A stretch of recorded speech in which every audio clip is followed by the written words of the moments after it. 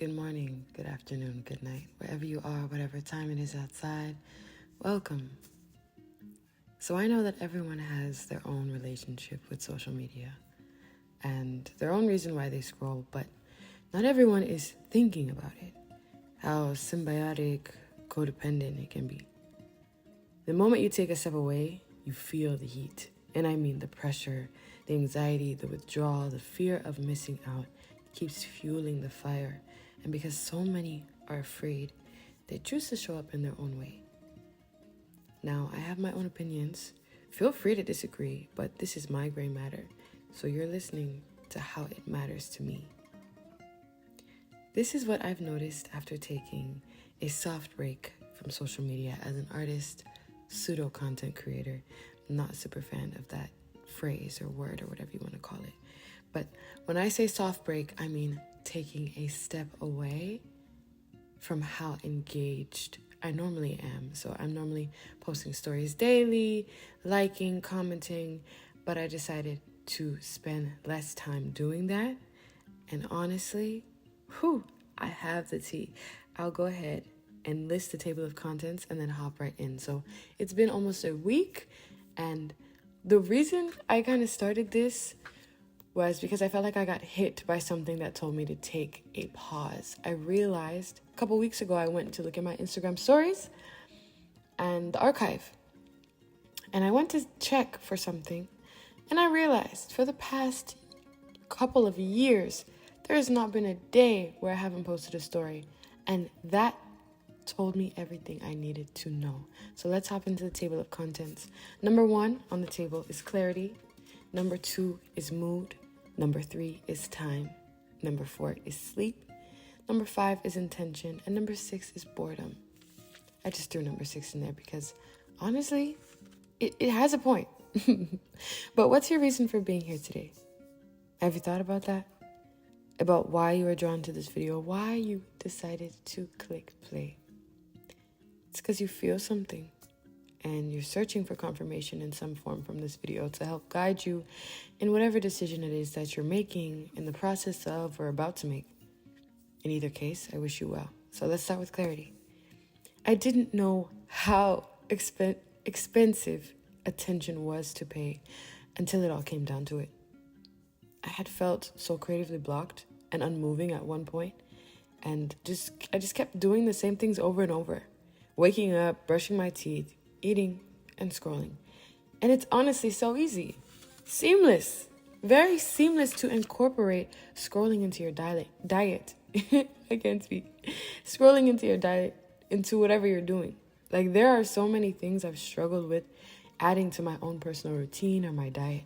But scrolling has not been one of them. Let me tell you. Just somehow I'm always half full. Like, I always have room for more, even when I'm tired. It's like dessert after dinner. It's tempting and it's difficult to resist. But no one is responsible for your intake, your sugar intake, as you are. Like, the maintenance is all on you. And no matter how long, how much you scroll, it's all on you. And as we're scrolling, the word that I would choose to use, the synonym would be consuming. Because every day we're consuming stuff. Just as we drink water, just as we eat food. Every day we're consuming. We might be consuming with our eyes. We might be consuming with our ears when we go to Spotify. It's the method that we choose to consume. It's as if you handed a bowl of candy to a kid and you said, take as much as you like. The dilemma is not choice. The dilemma is discipline. The dilemma is self-restraint. Knowing your limits, how much you can actually manage, how much you can intake before it starts affecting you in other ways. So when I tell you after a week, I gained so much clarity, just after a couple of days. At first, your body goes into like this cycle of like shock, and you're like, hold on, wait, I need it. Wait, do I need it? No, I think I do. And you start questioning like, hold on, should I? And you go on it, you go off it. You play tit for tat. You go on it, then you go off it. Until you actually say, okay, no, I don't really need it. And you put your phone down or whatever it is you're using. And once you get to that first day or two, the level of clarity, it's like water that's clouded and you finally cleared it out and sifted through the mess. the level of clarity, I didn't realize I was sleeping on so many things. I didn't realize that when I was doing things, I wasn't doing them with full force. I was doing them with half energy, wondering why things are not working out. I'm setting intentions, but wondering why I do not feel as though I can feel the intention coming through when I'm doing something. The clarity I've gained, actually tapping into how I'm feeling, not even having to question as much, am I happy? How have I honored myself today? Am I serving me? Did I do more for myself than wake up and brush my teeth? Not having to question as much, because the level of clarity, I'm like, oh my gosh, I haven't done this. And I'm doing it because I have time for it. And I've always had time. But it made me realize the excuses I've made. It made me, you get to see it from a different lens when you're not in it. It's like, some of you guys might laugh at this, but it's like when you break up with someone, right? When you're in it, you can't really see all the things maybe your friends were saying, or all the subtle things that you missed. Taking a step away, I'm like, oh my gosh, I've been doing this? Oh my God. Like, it's as if somebody else is, Somebody else is looking and analyzing my data, but it's me, and it's so nice. It is so nice. Number 2 is mood. I feel like personally, a lot of people at this point, it's hand and mouth. You need something to stimulate you, and that something could really trigger your mood in a positive or a negative way. And social media is literally targeted to get you addicted to it. Targeted to get you to focus your attention and your energy elsewhere as somewhat of a distraction. It's a tool if you know how to use it properly and you understand your bounds with it, because we are boundless, we are limitless. But for certain things, we have to watch how much we consume. Too much of anything is a bad thing, right? So when it comes to mood, I realized how much I've been feeding that other side of my brain. As much as, yes, I've been making strides and doing great things, that other side, that judgmental, that critical side that turns on when I'm on social media, that somehow finds ways to compare myself to others, seeing that, okay, maybe I didn't see her post and she lives on the other side of the continent or the other side of the country. How that doesn't matter to me in my day-to-day, really? Oh, new perspective. It's life-changing almost to see how not seeing things that don't really matter to you affects you. Because in that first one with clarity, it really allowed me to sit with what really matters to me, what affects me on a day-to-day basis. Who do I talk to? Do I just talk to myself?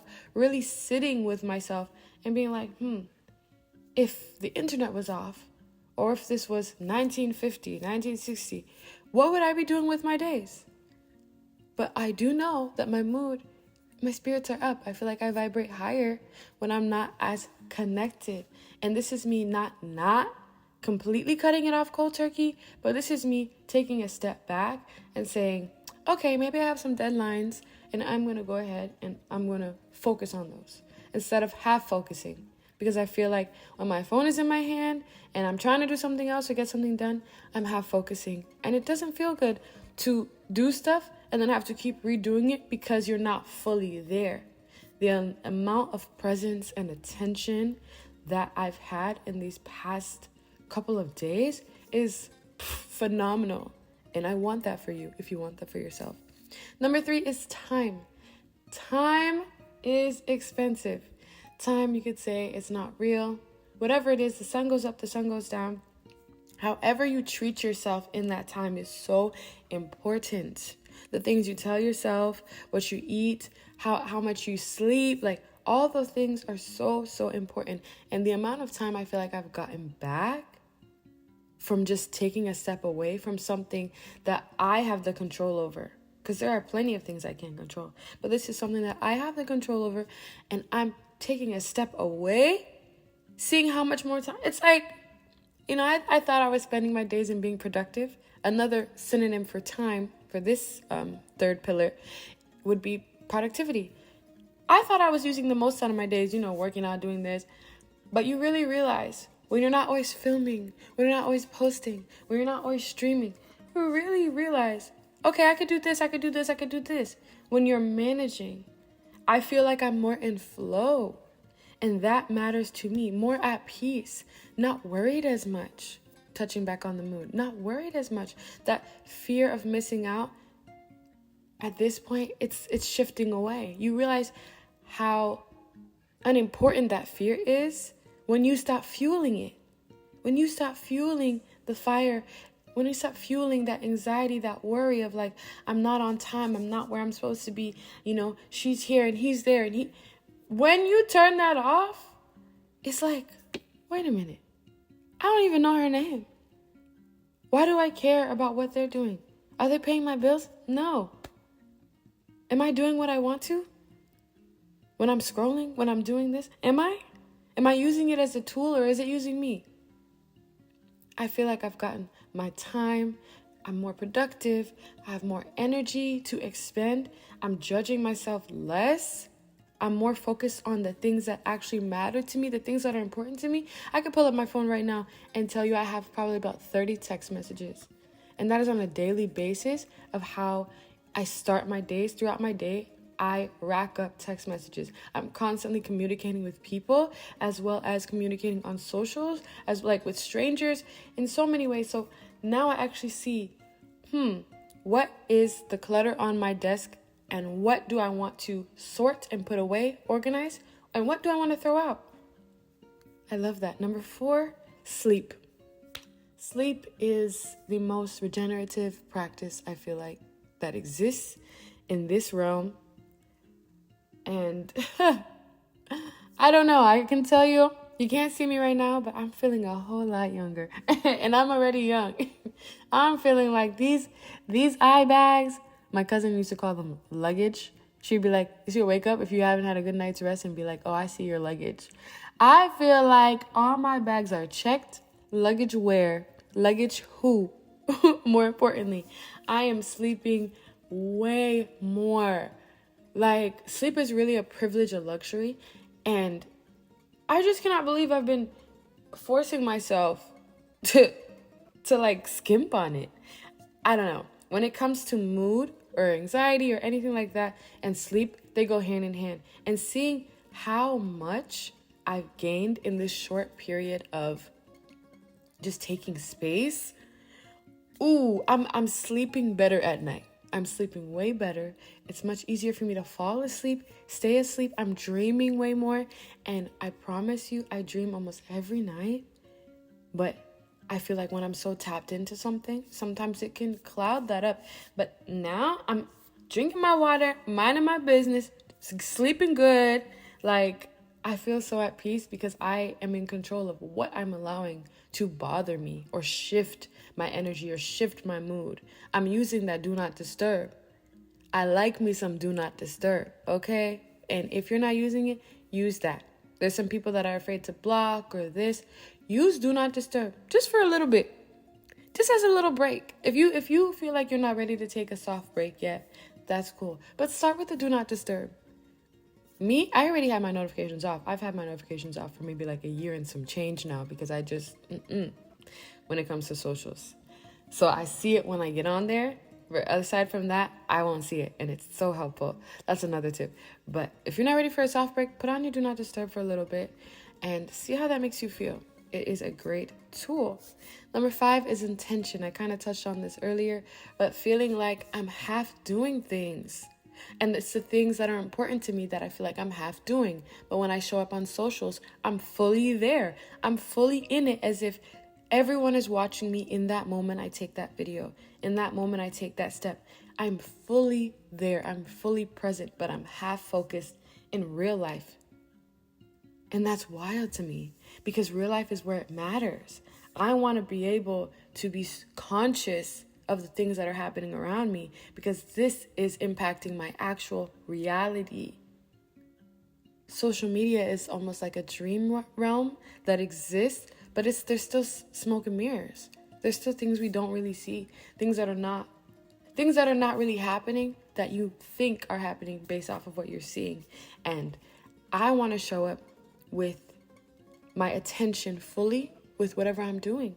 If I'm going to be on this app, I'm on this app until I close it and I'm off. Not wanting to be on the app while I'm focused in everyday life. Not like, I wonder what I want to do on Instagram today or on TikTok today. Or no, if I'm going to be there, I'm going to be there. But not being here and there and everywhere because it's forcing me in and out of what I'm supposed to be doing or what I want to do per se. And I will say with intention, it also has helped me with decision making. I don't know if you're indecisive. I don't want to put that on me. I'm working through it. And I will say that it's the clarity, the focus, the intention. All of this is helping me to make decisions faster and feeling like I can walk confidently in my decisions because I don't have any external things shifting my energy or raising questions that don't matter to me. Just paying attention to things that actually don't matter. When you don't give a you start to really be able to do the things that you want to, and you're a lot more at peace. Number 6 is boredom. Allowing yourself to be bored is a beautiful thing, and it's not easy. It's not easy, but it can be the more you practice it. Just giving your mind time to be idle and not to be always looking at something, listening to something. I had a friend, and every time I went over their house, they were always playing music, and I was, me and my curious self, I was just like, do you ever not play music? And from that point on, that question resonated so much that whenever I went over, it's not that they stopped playing it, but they were more conscious of their consumption. Because someone in real life said, hey, are you still watching? Hey, are you still listening? Somebody tapped them. Somebody turned the flash on really quick and woke them up. Not to say that listening was a terrible thing, but sometimes you don't even know what you're listening to when you have a whole playlist running.